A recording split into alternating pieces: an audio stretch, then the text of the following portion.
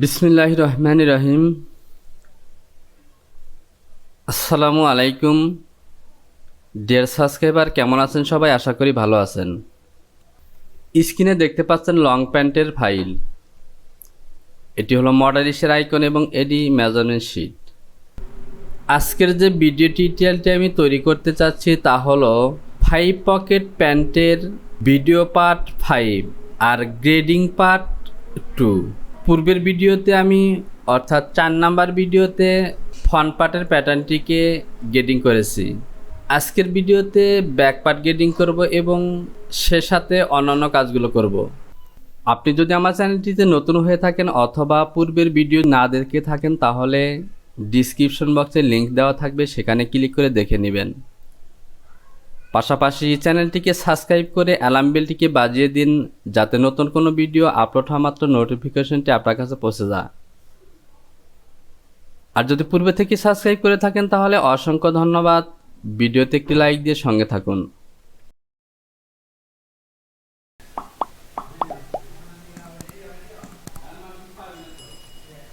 তো দেখতে পাচ্ছেন আমাদের গ্রেডিংগুলো এবার ওকে। আমাদের কুইন পকেট ওকে, ওয়েস্টের দিকে পকেট ওকে এবং লেন্থের দিকেও grading okay. File, save, continue. যেহেতু আমাদের গ্রেডিং ওকে, সুতরাং এখান থেকে আমি পিসগুলোকে বের করে নেব। তারপর আমরা আলাদা করে চেক করে দেখব, তাহলে আমরা ক্লিয়ার হতে পারবো যে আমাদের গ্রেডিংগুলো সঠিকভাবে হয়েছে কিনা। F4 থেকে সিম আমাদের পজিশন কাটমার্ক দেওয়া আছে, আমি লাইন টানবো না। এটি হলো আমার ফন্ট, এটি হলো আমার ফন্ট। এরপর এটি হলো ফেসিং, আর এই পকেটটিকে এভাবে সিলেকশন করলাম এবং এটি হলো ফেসিং প্যাটার্ন। আর টপ পজিশনে আমি কোনো ফেসিং দেব না, সরাসরি এখান থেকে ফেব্রিকের সাথে পকেটিং দিয়ে স্টিচ হবে। যেহেতু আমাদের কোইন পকেট ডান সাইডে, যদি আমরা এখান থেকে দেখতে পাচ্ছেন কোইন পকেট ডান সাইডে, সুতরাং এই যে ফেসিংয়ের প্যাটার্নটি দেখতে পাচ্ছেন, এই ফেসিংয়ের প্যাটার্নটিকে আমি ঠিক এভাবে দেব এবং আর্টওয়ার্কটিকে ফলো করে আমাদের ডান সাইডে কোইন পকেট দেব, অপোজিট সাইডে মার্ক করবো আমরা কোইন পকেট ছাড়া, অর্থাৎ আমরা লেফট রাইট একটি প্যাটার্ন দেব। জাস্ট গার্মেন্টস তৈরি করার সময় আমরা আর্টওয়ার্ক ফলো করে কাজ করব। আমি গ্রিন লাইন দিয়ে দিলাম। এখান থেকে আমি সিম অ্যালাউন্স দেব 0.4 অথবা আমি 0.5 দিলাম। সাইড পজিশনে আমাদের প্রয়োজন নেই, এখানে ওভারলক করে দেওয়া হবে। নোটস মার্ক সিলেকশন করলাম, এবার আবার পকেট হবে, আমি নোটস মার্ক দিয়ে দিলাম। তো আমাদের ফেসিংয়ের প্যাটার্ন ওকে। তো প্রিয় ডপার, এখান থেকে আমি যে ফেসিংয়ের প্যাটার্নটিকে সিম করে বের করেছি, এই ফেসিংয়ের প্যাটার্নটি ঠিক রেক্ট্যাঙ্গেলের মধ্যে যে ফেসিংয়ের প্যাটার্নটি রেখেছি এরকম হওয়া উচিত ছিল। তো রং হওয়ার জন্য আমি আন্তরিকভাবে দুঃখিত। আপনারা অবশ্যই বুঝে নেবেন আমার ফেসিংয়ের প্যাটার্নটি এরকম হবে। এখানে আমি নাম দিয়ে দেব, এখান থেকে লিখব আমি ফন্ট ফেসিং 1:2। আর আগেই বলেছি মার্ক করার সময় রাইট সাইডে কোইন পকেট সহ মার্ক করব আর লেফট সাইডে কোইন পকেট নেই। ওকে, এবার আসুন ফেসিং। এখানেও আমরা অ্যালাউন্স দেব একই 0.5 তো 0 করা আছে, আমি 0.5 দিলাম এবং এ পাশে 0 করে দিব। গ্রিন লাইনটি এখানে দিয়ে দিলাম। যদি শীট এরকম বড় হয়ে যায় তাহলে এ বাটনটি প্রেস করবেন। আমি এ প্রেস করেছি কিন্তু ছোট হয়নি, কারণ ক্যাপস লক করা আছে, সুতরাং Shift+A। ওকে, এবার আসুন ফন্ট। লাইন সিম সিলেকশন করলাম এবং সিম অ্যালাউন্স দেব 1/2 ইঞ্চি, 5.5। গ্রিন লাইন দেওয়াই আছে আর পজিশন মার্কগুলো কাট মার্ক দেওয়া আছে। ওকে, এখানে একটি মার্ক দিয়ে দিই, এখানে দুটি মার্ক আছে, একটি ডিলিট করে দিলাম। আর যে স্টিচ দেবো আমরা যে স্টিচের প্যাটার্ন অনুসারে। আর হেম পজিশনে 5/8 হেমিংয়ের জন্য 1.25 ডাবল ফোল্ড হয়ে হেম হবে। এখান থেকে প্রিভিউস সেমিস্ট্রি এবং নেক্সট সেমিস্ট্রি। ফন্ট ওকে, ফেসিং ওকে এবং টপ ফেসিং ওকে। তো প্রিয় ব্যাপার, এখান থেকে আমি বলেছিলাম যে টপ পজিশনে আমরা সরাসরি ফেব্রিকের সাথে পকেটিং দিয়ে সেলাই করব, সুতরাং এই প্যাটার্নটি প্রয়োজন নেই, আমি ডিলিট করে দিলাম।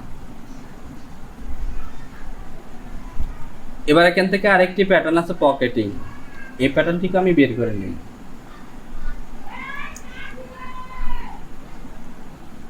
এই মার্কটিকে সিলেকশন করলাম এবং এ হলো আমার পকেটিং এর একটি অংশ, অর্থাৎ ডাউন সাইডে যে পকেটিং হবে সেটি, সে সাথে যে স্টিচ, আর এখান থেকে এটি হলো টপ পকেটিং। F2 থেকে রোটেশন 2 pts একদমই সোজা করে দেব। ইপি প্যাকিং সিলেকশন করে এ পয়েন্টে ইপি প্যাক করে দেব। যদি গেডিং শো করি তাহলে দেখতে পাচ্ছেন এখানে ইপি প্যাক হয়ে গেছে।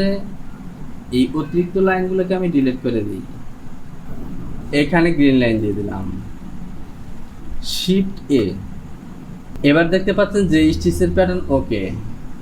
তো এখান থেকে একটু ভাঙা ভাঙা দেখাচ্ছে, সুতরাং ওয়াই দিয়ে এভাবে ক্লিক করে দিলাম। এবার ওকে, আমরা যদি সবগুলো সাইজ শো করি, এ হলো আমাদের যে স্টিচ। এবার চলুন এই পকেটিং দুটিকে আমাদের অ্যাটাচ করতে হবে।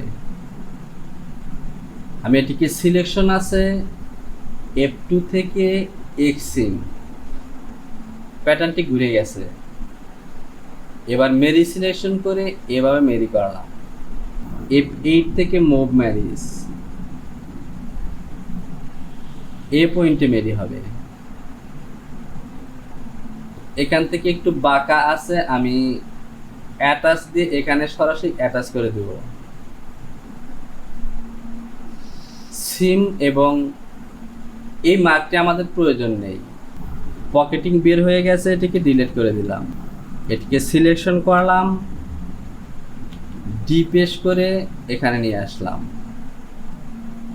নোজ মার্ক সিলেকশন করে এ পয়েন্টে বাজ হবে, সুতরাং এখানেই মিডল লাইনে নোজ মার্ক দিয়ে দিলাম। আর এখান থেকে পকেটিং হলেও পকেট হলেও এ মার্কগুলো প্রয়োজন নেই, তো এগুলো আমি দেব না। ওকে,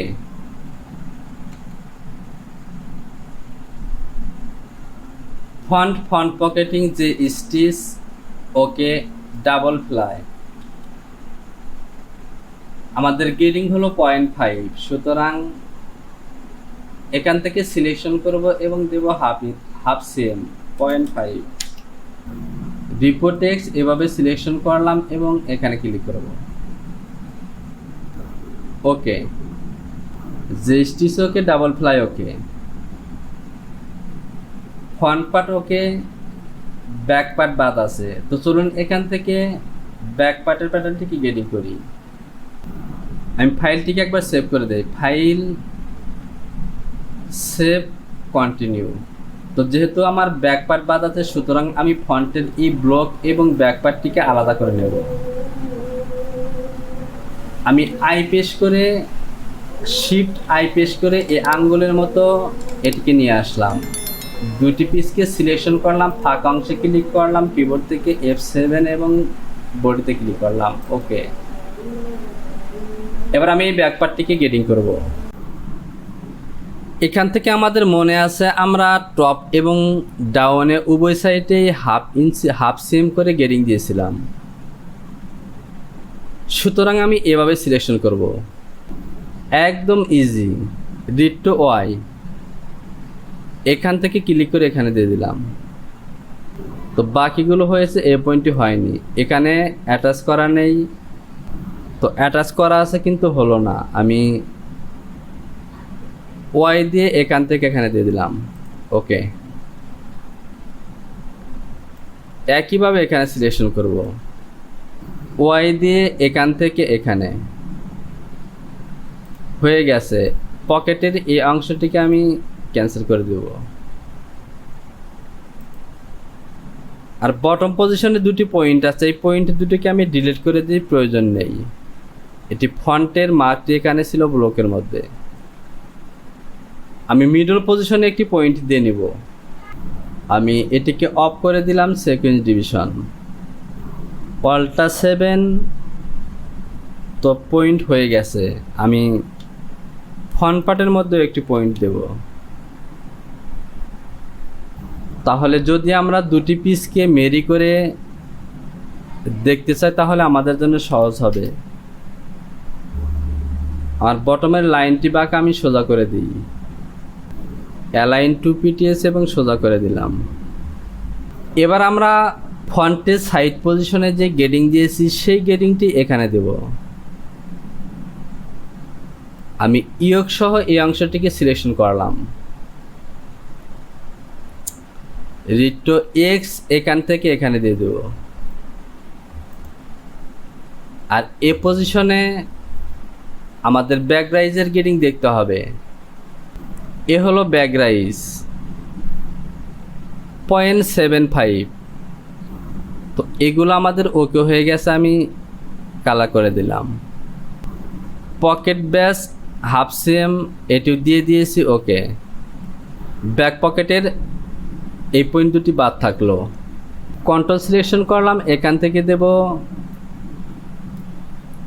0.75। এবার আমি এটিকে দেখব এই মেজারমেন্টটি ঠিক আছে কিনা, ইনসিমের মেজারমেন্ট। তার আগে আমাদেরকে লেন্থের গেডিং দিতে হবে। আমি এভাবে সিলেকশন করলাম, রিপোর্ট এক্স লেন্থ, গ্যাপও সিলেকশন করলাম ইনসিম পজিশন থেকে এইভাবে, আর হিপ পজিশন থেকে এইভাবে। এবার এই অংশ দুটিকে সিলেকশন করব এবং ওয়াই দিয়ে এখান থেকে এখানে দিয়ে দেব, এখানেও। এবার ওকে। স্প্রেডশিট অন করাই আছে, আমি এমটি করে দিলাম,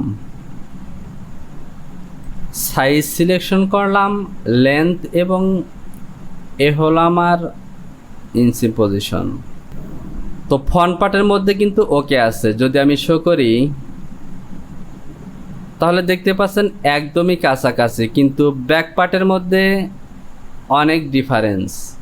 এর কারণ হলো ব্যাক রাইজের মধ্যে শেপ আছে। আমি এই অংশটিকে বড় করে নিলাম, এখান থেকে কন্ট্রোল সিলেকশন করলাম এবং এখানে আমি দেব 1.76। এবার যদি এখান থেকে আমি শো করি তাহলে দেখতে পাচ্ছেন একদমই কাছাকাছি চলে গেছে। এবার আমরা ওকে ধরে নিতে পারি। আমি ওকেই ধরে নিলাম, আমি আর সময় নষ্ট করব না। প্যাকিং সিলেকশন করে এখানে ক্লিক করলাম। এবার আমি টপের এই অংশ শো করব। এ হলো আমার ব্যাক রাইজ। এখান থেকে 7.5 হওয়ার কথা, যেহেতু এখানে একটু ডিফারেন্স হয়ে গেছে, সেই ডিফারেন্সটি এখানে চলে এসেছে। তো এখান থেকে এই একটি সাইজ একটু, এখানে যদি 7.5-এর জায়গায় আমি 0.76 দেই,